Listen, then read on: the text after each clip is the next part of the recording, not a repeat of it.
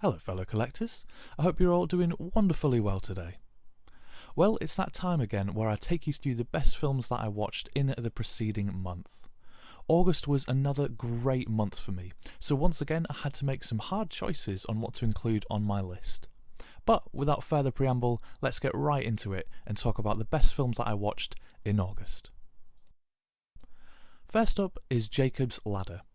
This is one from the 1001 Movies list, and one that I've wanted to check out for a long time. I knew next to nothing about it, but for some reason it's always intrigued me. However, it's one that, for one reason or another, I've struggled to find, but luckily this month I managed to catch it on the trial for Studio Canal's streaming service. This is one from 1990, starring Tim Robbins and Elizabeth Pena, and directed by Adrian Lyne. Thankfully, I can say that it was well worth the wait to watch because it was pretty fantastic. It walked the line excellently between believable and surreal, realistic with some terrifying dreamlike qualities. This one had me guessing throughout whether what I was seeing was real or not, and what the possible causes could be of what I was seeing. Is it conspiracy, supernatural, delusion, or reality? Tim Robbins gives a stellar performance, and it was great to see Elizabeth Pena, whom I recognised from only the one other role I've seen her in, which was Rush Hour, but she is fantastic here and gives an incredibly engaging performance as well, grounding a certain side of the film that we see. Robbins and Pena together have great chemistry that adds fuel to the madness when it comes. It's difficult to summarise the story without giving everything away, but I think that this is one best gone into without any foreknowledge, so I won't even try. Go into this one, just sit back and enjoy the wild ride. Next is Now Voyager, a film from 1942 starring Bette Davis and Paul Heinried, as well as the wonderful Claude Rains, all directed by Irving Rapper. This is a title that Criterion has released, but one that I actually caught on streaming. It's essentially a melodrama that touches on aspects of family dynamics, quite heavily on mental health, and romance as well. It's a film that I think is really about generational gap, and to a certain extent old world thinking clashing with new. We are introduced to a wealthy family, clearly from the upper class, old money undoubtedly, and that is juxtaposed to us being introduced to a psychiatrist doctor, still a fairly new concept and certainly not widely understood or perhaps even believed or accepted at the time, which is set around the mid to late 1930s in that interwar period. The story includes both a real voyage and a more metaphorical voyage, as our main protagonist, played expertly by Bette Davis, sets off to recover from a mental breakdown. This was a real journey for us, the viewers, as well, and one that I had a wonderful time with. I wouldn't suggest that it's a feel-good film, but there is a lot of triumph and small victories interspersed throughout, along with some very tough moments, bitter scenes, and plenty that will tug at your heartstrings. This is certainly one that I intend to pick up at some point soon.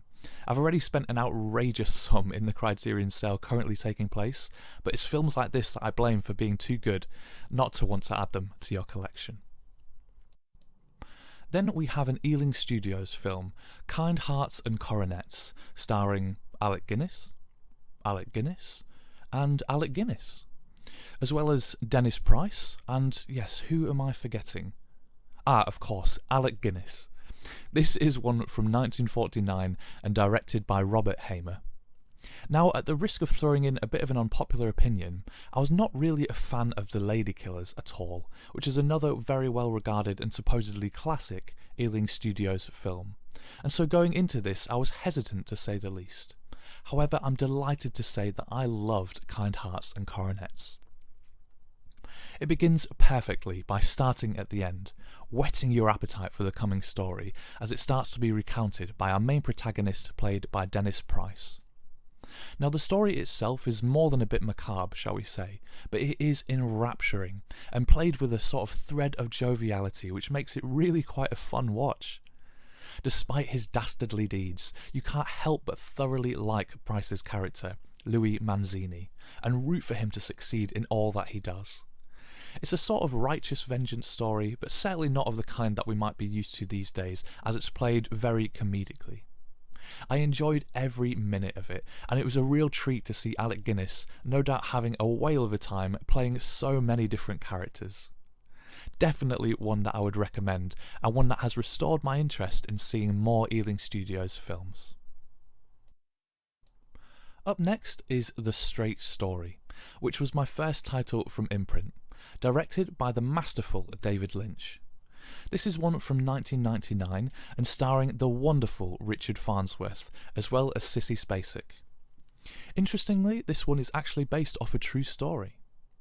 Now, it's certainly not your typical Lynch film, as perhaps the title might also indicate. It's a fairly straightforward story of an old man travelling on a lawnmower to visit his estranged brother. What can I say about this one apart from the fact that I absolutely adored it? Slow, steady, peaceful and feel good. We're so used to road trip movies like Easy Rider, for example, where it's a get off my land type of vibe, where someone's going to stick a gun in your face for accidentally being on their land. But this was the exact opposite, and what I would hope and imagine the US is more like. A story of the kindness of strangers, of help along the way, of welcome and community, and helping those in need.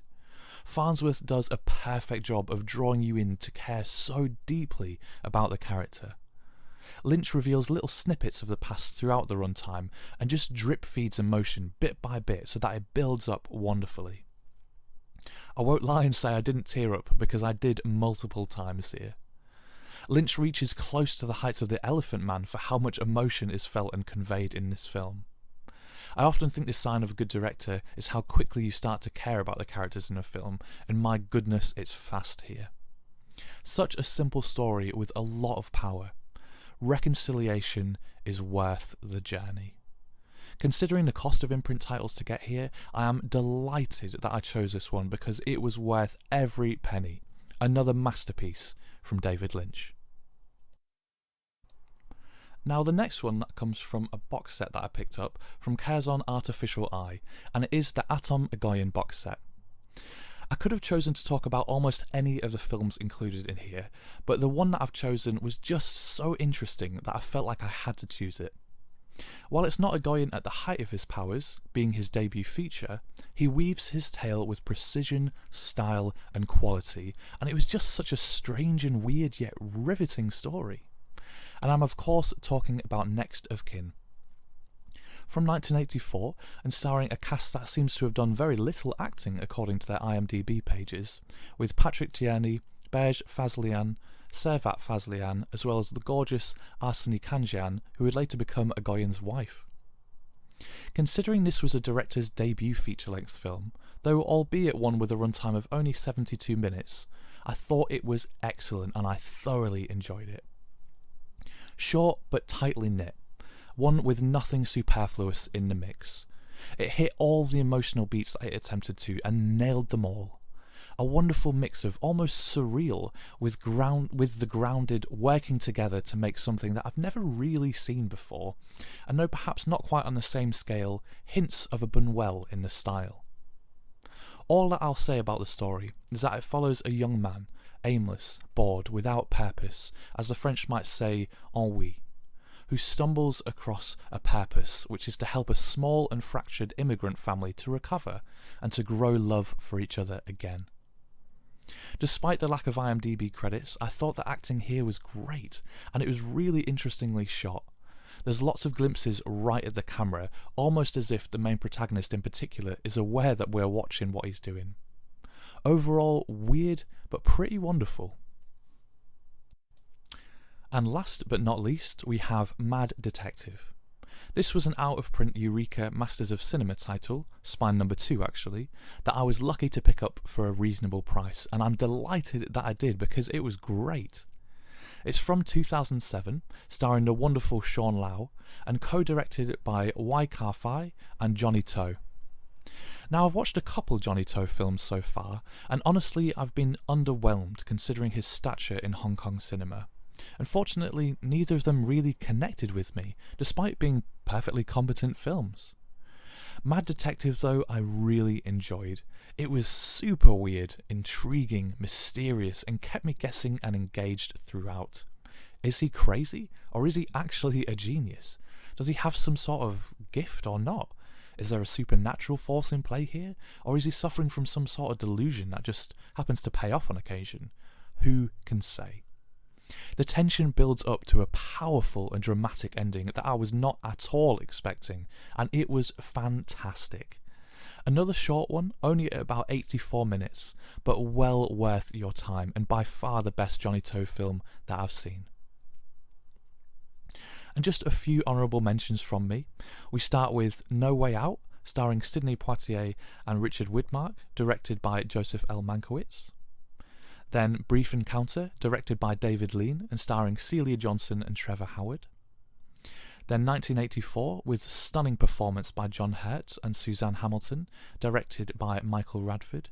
And lastly, how could I not mention Prey, directed by Dan Trachtenberg and starring Amber Midthunder, which, while not a perfect film by any stretch, was a whole lot of fun to watch.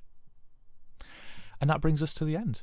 August was definitely another top-notch month for me and my film watching, and I hope it was for you as well. Hopefully your September is also going wonderfully well. Thank you so much for watching, and I'll see you in the next video.